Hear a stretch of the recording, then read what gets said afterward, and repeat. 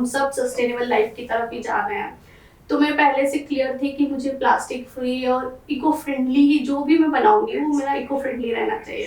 Because अगर आप professional नहीं हो, आपको काम नहीं आता है, तो शुरुआत में देखने में बहुत इजी लग सकता है, बट चोट लगने का बहुत डर रहता है, वुड कटिंग में स्पेशली। सिर्फ पेंटिंग के जरिए नहीं मतलब एक्सप्रेस कर सकते हैं हम अपने घर की दीवारों पर कितनी पेंटिंग लगाएंगे।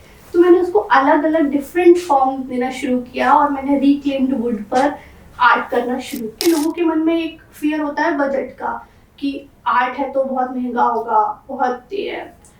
एक वो पॉइंट भी मैं समझती हूँ, बिकॉज इंडिया में जहाँ पे लोगों को एक अच्छा चावल और एक सस्ता चावल में से वो चूज करते हैं कि नहीं घर में हम सस्ता खा लेंगे और जब मेहमान आएंगे तो महंगा चावल, तो वहाँ पर इंडिया में जहाँ पर ये है लोग अपने लिए राइस चूज करने में वो होते हैं। तो ऑब्वियसली आर्ट को लेके थोड़े से एक फियर रहता है कि क्या करेंगे हम इसका।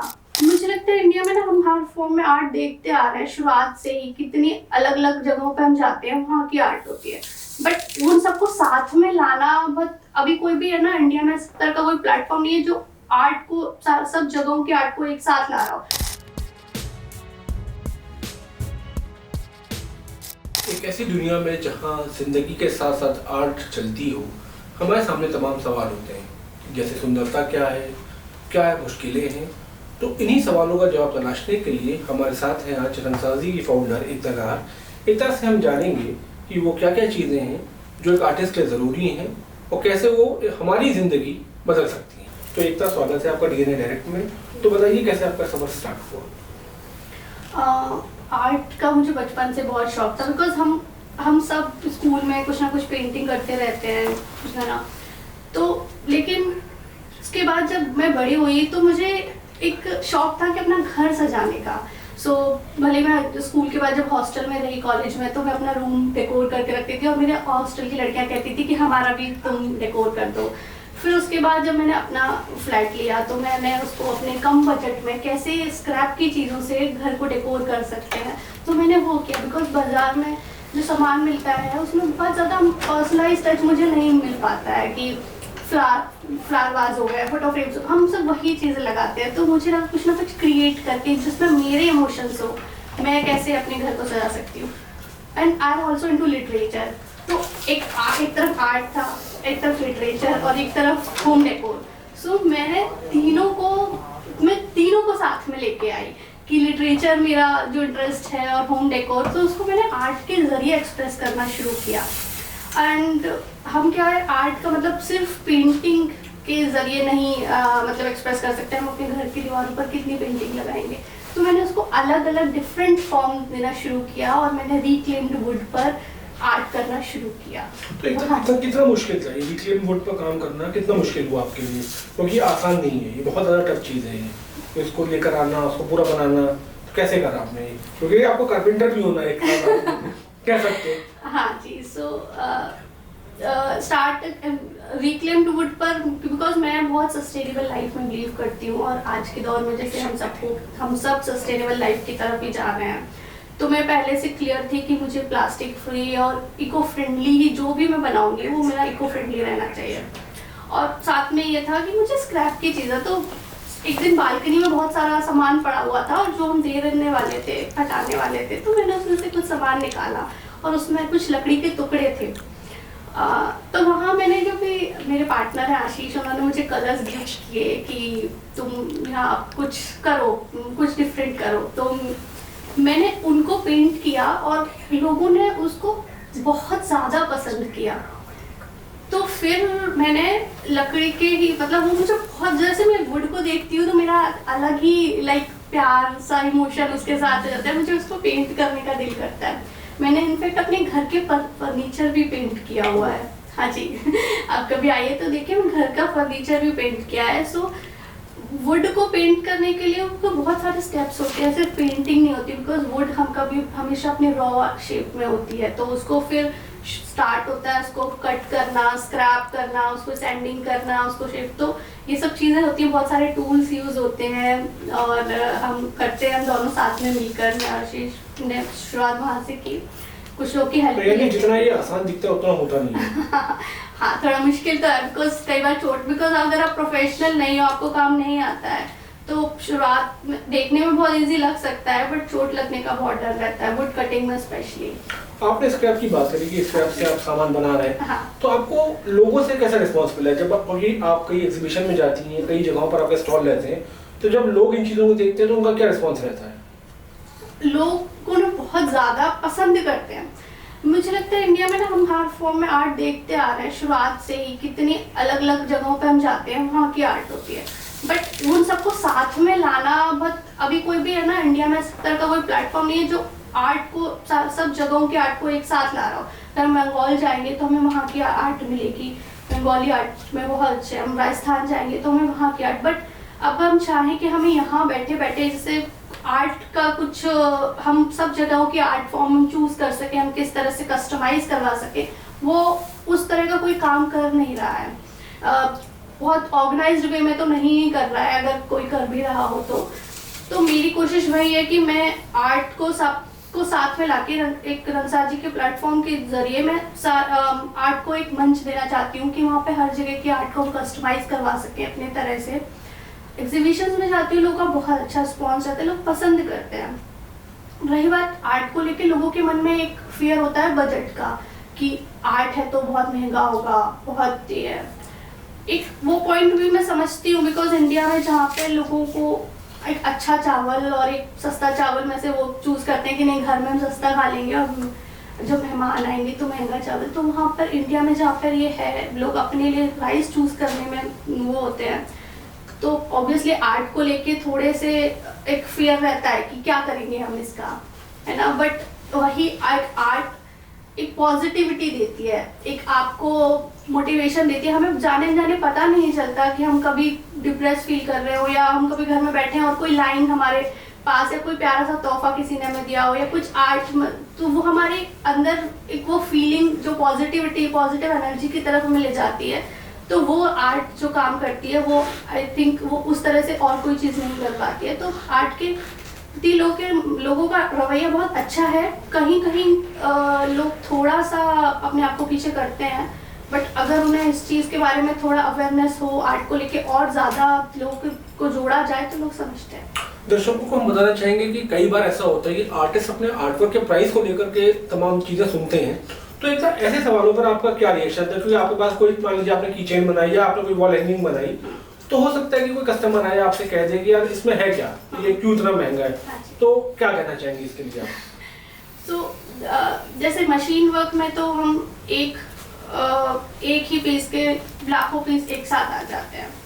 आर्ट वर्क में हमेशा ये चैलेंज तो रहता ही है कि आप हाथ से कुछ बना रहे हैं तो उसमें समय लगता है, मेहनत लगती है, प्लस आप हर पीस एक यूनिक होता है, आप हर पीस क्रिएट कर रहे हो, सृजन कर रहे हो, बना रहे हो, रचनात्मकता है उसमें, तो आर्टिस्ट उसके लिए चार्ज करते हैं। डेफिनेटली हर आर्टिस्ट अपने अपने अकॉर्डिंगली अलग चार्ज करते हैं। यार मेरा एक सवाल है आपसे, क्या ये बिल्कुल एक्सक्लूसिव होता है, यानी कि मैंने आपसे कहा कि ये चीज़ चाहिए मुझे, तो क्या आप फिर दूसरी नहीं बनाती हैं उसको, कुछ ऐसा है? ऐसा नहीं, जब हम इसको अगर हम प्रोफेशनली करना चाहते हैं, अगर एक आर्टिस्ट सिर्फ हम आर्ट अपने लिए क्रिएट कर रहे हैं तो शायद हम उसी चीज़ को दोबारा क्रिएट नहीं करेंगे, बट अगर हम उस काम को प्रोफेशनली कर रहे हैं तो हो सकता है वैसा ही चीज़ बहुत सारे लोग आपसे मांगते हैं और आपको ऑर्डर पर वैसी ही चीज़ बनानी होती है, तो आप क्रिएट करते हैं।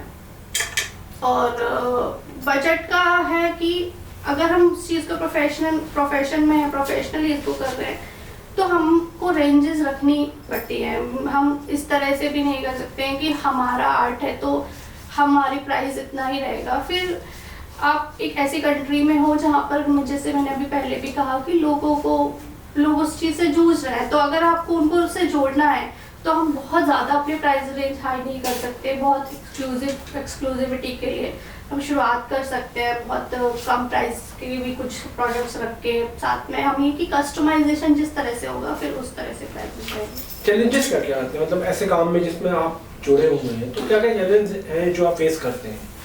मतलब रोजाना की लाइफ में हो सकता है, प्रोफेशनल वर्ल्ड में हो सकता है कि आप कभी काम करने बैठी, आइडियाज ना आ रहे हो, तो ऐसा चैलेंज आता है जैसे राइटर ब्लॉक होता है, तो क्या ये आर्टिस्ट ब्लॉक होता है कुछ ऐसा?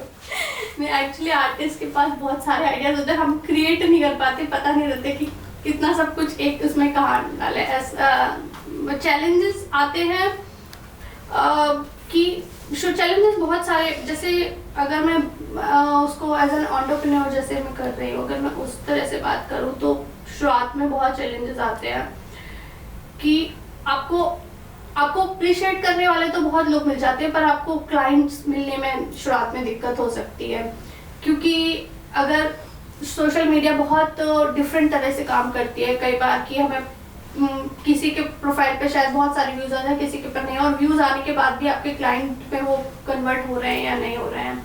फिर अगर आप मार्केटिंग में पैसा लगा तो बहुत सारी तमाम चीज़ें, अगर आप उनसे हटके सिर्फ अपना काम कर रहे हो तो क्लाइंट मिलने में बहुत दिक्कत होती है, बिकॉज आप शुरुआत में अकेले काम कर रहे होते हो, आपके पास कोई टीम नहीं होती है। आपको प्रोडक्ट बनाने से लेकर आइडिएशन से लेके उसको बनाना, क्रिएट करना, उसकी पैकेजिंग, उसको मार्केटिंग करना, सब कुछ खुद ही, उसका मैनेजमेंट देखना, सब कुछ खुद ही करना होता है। तो वहाँ पे दिक्कत होती है, बिकॉज आपको सब चीज़ें सीखनी पड़ती है। बट मैं यहाँ पे एक चीज़ बोलूँगी कि अगर आप किसी को कॉपी नहीं कर रहे हो ना, तो आप उस फेज में भी सीखते हो, आप धीरे धीरे सीखते हो। अगर आपसे गलतियाँ भी होती हैं, अगर आप किसी को कॉपी कर रहे होते हो तो शायद आपको लगता है अरे वो तो आगे बढ़ रहा है और हम वही कर रहे हैं, फिर भी हम आगे नहीं बढ़ पा रहे हैं। पर अगर आप अपनी खुद की क्रिएटिविटी कर रहे हो, अपना खुद का आपका जहाँ मन है, आप वो चीज़ कर रहे हो, तो आप चीज़ें सीखते हो और आप वो फेलियर्स को भी अपॉर्चुनिटी की तरह लेते हो कि यहाँ पे मैंने सीखा एंड फिर उससे आगे बढ़े। मेरे साथ भी बहुत सारे चैलेंजेस आए। जब मैंने फर्स्ट टाइम स्टार्ट किया था तो बहुत ज़्यादा बजट नहीं था, तो मैंने बहुत कम बजट से अपना ये स्टार्ट किया, और शुरुआत में मुझे कस्टमर्स मिलने में दिक्कत होती थी कि क्लाइंट्स को बजट का, मुझे भी क्लाइंट्स समझने में दिक्कत होती थी, और इस तरह के चैलेंजेस फेस किए, बाद धीरे धीरे बहुत अच्छी बॉन्डिंग, मतलब फैमिली जैसे बन जाते हैं क्लाइंट्स। हम दर्शकों को बताएंगे कि सोशल मीडिया एक बहुत बड़े टूल की तरह बाहर आया हुआ है, जो छोटे आर्टिस्ट को बहुत बड़ी पहचान दे रहा है। तो हम एकता से जानेंगे, एकता, क्या आपको इसका कोई फायदा मिला है सोशल मीडिया पर आने का? ऑफ कोर्स मिला है, बिकॉज मैंने शुरुआत ही सोशल मीडिया से की, और अभी भी मैं अपना 90% काम सोशल मीडिया के थ्रू कर रही हूँ, क्योंकि जब सोशल मीडिया पर इतना काम नहीं था, तो लोग इतने नहीं थे, तो एक आर्टिस्ट के लिए एक शॉप लेना, वहाँ पर अपना काम फ्लॉन्ट करना, वहाँ पर दिखाना, फिर काम भी करना, एक बहुत बहुत चैलेंजिंग काम है, बिकॉज आपको इतना सारा इन्वेस्ट करना, एक शॉप लेना बहुत आसान चीज़ नहीं है, उसको मेंटेन करना, उसके बिल्स भरना। पर सोशल मीडिया के थ्रू हमें ये फ़ायदा मिला है कि हम घर बैठे बैठे एक अपने कमरे में ही, भले हमारा एक छोटा सा कमरा है, हम उसमें भी अपना काम कर सकते हैं और हम वहीं से अपना काम शोकेस कर सकते हैं। तो हमारा एक तो वो जो स्पेस का चैलेंज था वो ख़त्म हुआ है। फिर उसके बाद हम जो रील्स के टाइम में हम लोगों को बहुत सारी DIY रील्स सिखाते हैं, लोगों को उस छोटी सी जगह में ही हम अपना काम क्रिएट करके लोगों को बता सकते हैं कि हम किस तरह से काम कर रहे हैं, और प्रोडक्ट के साथ में हमें बहुत ज़्यादा लोगों को हेल्प लेने की ज़रूरत नहीं है, तो फ़ायदा होता है। सोशल मीडिया के थ्रू बहुत फ़ायदा होता है। छोटे आर्टिस्ट को इसलिए फ़ायदा होता है क्योंकि हमारे पास बजट नहीं होता है, टीम नहीं होती है तो मैनेज करने में, और जब हम शुरू करते हैं तो हम बहुत कॉन्फिडेंट भी नहीं होते हैं कि ये हम कहाँ तक लेवल पे जाएंगे, और हम अगर अपने दम पे ही करना चाहते हैं सब कुछ, तो ऑफ कोर्स फ़ायदा होता है। बहुत सारे कस्टमर्स मेरे सोशल मीडिया के थ्रू ही मुझसे इंडिया के बाहर के कई सारे कस्टमर्स जुड़े हैं। मैं इंडिया के बाहर शिपिंग करते हैं, तो वो सारा कुछ सोशल मीडिया के थ्रू ही पॉसिबल हो पाया, क्योंकि अगर मैं शायद ये काम किसी जगह पे कर रही होती तो मैं वहीं तक ही सीमित हो पाती शायद, पर सोशल मीडिया के थ्रू ये काम मेरा सब जगह फैला। वैसे मेरा सवाल एक और है इससे यहाँ पर कि बात सोशल मीडिया की चल रही है, तो मैं आपसे एक चीज़ जानना चाहूँगा कि अमूमन आपके पास मैसेजेस आते होंगे या दोस्त आपके गेट टुगेदर में कहीं पर भी, यार फ्री दे दो, क्या जा रहा है, अरे हम तो दोस्त हैं। तो ऐसी कंडीशन में क्या, मतलब उस समय क्या माइंडसेट चलता है दिमाग में, मतलब आप डायरेक्टली मना कर देते हो या टाल देते हैं, क्या करते हैं आप कि अगर कोई फ्री मांग रहा है आपसे, क्योंकि इसमें आपकी मेहनत लग रही है, आप अपना टाइम दे रहे हैं, you are making it professional, तो क्या क्या प्रॉब्लम्स है थोड़ा हम जरूर जानेंगे, क्योंकि बहुत ज़रूरी चीज़ है ये कि हिंदुस्तान में कलाकारों की कदर नहीं है, मतलब उनको ऐसे ही समझा जाता है ओके फ्री में मिल जाएगा। तो उसके बारे में मुझे आप अगर आप कहना चाहें। मतलब इतना मुझे ज़्यादा ये चीज़ फेस करनी नहीं पड़ी है, पर मैं कर दे, मतलब मुझे लगता है इंडिविजुअल भी है कि अगर कोई करना चाहे, कोई आपके लिए है, अगर कोई मांग रहा है, आई डोंट, मतलब मुझे इतना ज़्यादा ये चीज़ फेस नहीं करनी पड़ी। सोशल मीडिया पे आते हैं बहुत सारे मैसेजेस आते हैं, सो मैं उनको उसी तरह से रिप्लाई करती हूँ, बिकॉज काम है तो काम की तरह ही करती हूँ। और जहाँ पर दोस्ती है तो मैं खुद ही गिफ्ट्स, वो अलग चीज़ है, अब दोस्ती के लिए अलग बात है, बट काम को मैं काम की तरह ही रखती हूँ। और मुझे लगता है कि आर्टिस्ट को ना अपने चार्ज करना चाहिए, बिकॉज आप खुद चार्ज ना करके आप जो आपके जूनियर्स हैं या जो और आर्टिस्ट हैं, आप उनके भी रास्ते बंद कर रहे हो, बिकॉज उनको लगता है अरे ये तो कर देती है, फिर ये क्यों नहीं। फिर इस तरह से जो और आर्टिस्ट आप अगर लोगों को मोटिवेट करना चाहते हो कि वो आर्ट फील्ड में आए, आप खुद आर्ट के थ्रू अपना अपनी लाइफ चला रहे हो, तो फिर आप ये चीज़ नहीं कर सकते, बिकॉज दूसरे आर्टिस्ट तो फिर इससे डिमोटिवेट ही होंगे ना, क्योंकि उनकी भी उस तरह से कदर नहीं होगी, उनको भी फिर आगे लोग फ्री वही समझा जाएगा। तो आप अपनी कला के लिए जो आपकी मेहनत है, जो आपका टाइम लगा है, जो भी आपका आइडिएशन है, उसके लिए ऑब्वियसली आपको हर कंपनी में भी होता है, आपके आइडियाज़ के पैसे हैं, आपकी मेहनत के पैसे, आपके टाइम के पैसे हैं।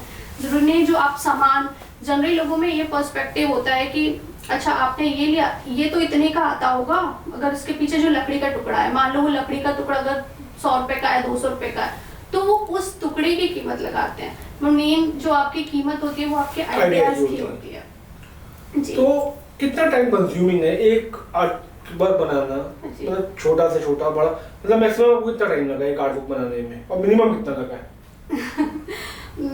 एक दिन तो लगता है किसी भी एक आर्ट पीस को शुरुआत से एंड तक बनाने में, बिकॉज मेरे जो भी मैं काम करती हूँ उस पर मेरे सारे जो आर्ट पीसेस होते हैं वो वाटरप्रूफ कोटिंग के साथ होते हैं।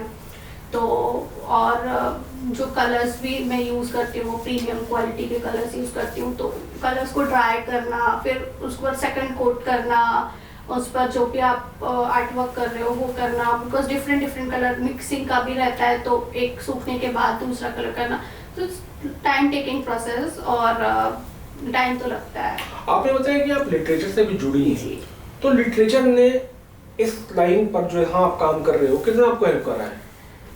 लिटरेचर ने ही एक्चुअली मुझे बहुत ज़्यादा मतलब मुझे मोटिवेट किया, क्योंकि मैं जब अपना घर सजा रही थी और मुझे बहुत शौक है शेर व शायरी का, कविताओं का, और मुझे कोई ऐसी चीज़ नहीं मिलती थी जो उस तरह की हो कि मैं कोई अपने वॉल पर इस तरह से हैंग करूँ और मेरी पसंदीदा कोई शायरी लिखी हो या कुछ ऐसे गज़ल की पंक्तियाँ हो जो मैं गुनगुनाती हूँ अक्सर।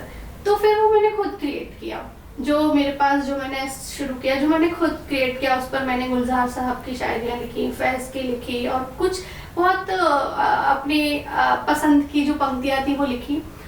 तो लिटरेचर जो मैं पढ़ती थी और जो मुझे पसंद है वो, फिर और कई सारे लोग हैं जो मतलब हर जगह हम बुक्स नहीं रख सकते, बट अगर हमारी फ्रिज पर एक कोई फ्रिज मैग्नेट लगा है जिस पर हमारी प्यारी सी पंक्तियाँ लिखी हुई, या हम किसी को कोई तोहफा दे रहे हैं जिसमें भी बात कुछ कहना चाहते हैं और वो उन पंक्तियों में लिखी है, तो ये लिटरेचर को भी ये प्रमोट करने का, लिटरेचर को भी बढ़ावा देने का मुझे अच्छा मीडियम लगा कि आर्ट के थ्रू में ये कर सकती हूँ। क्या इसमें कुछ कॉपीराइट या रॉयल्टी का झंझट है? मतलब कि जैसे आपने गुलजार की पंक्ति यूज करी, तो क्या मतलब उनकी रॉयल्टी जाती है, मतलब ऐसा आप लोग करते हैं?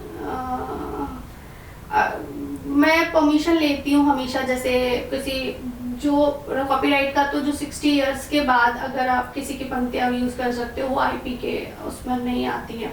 अदरवाइज जो हमारे साथ में जो करंट में जो राइटर्स हैं या कोई इस तरह से आर्टिस्ट है जिनका मैं कोई भी काम ले रही हूँ, तो मैं हमेशा परमिशन लेती हूँ जी, चाहे वो गीत चतुर्वेदी जी हों, चाहे किशोर चंद्र, किसी की भी मैं पंक्तियाँ यूज़ करती हूँ तो हमेशा मैं उनसे पूछती हूँ।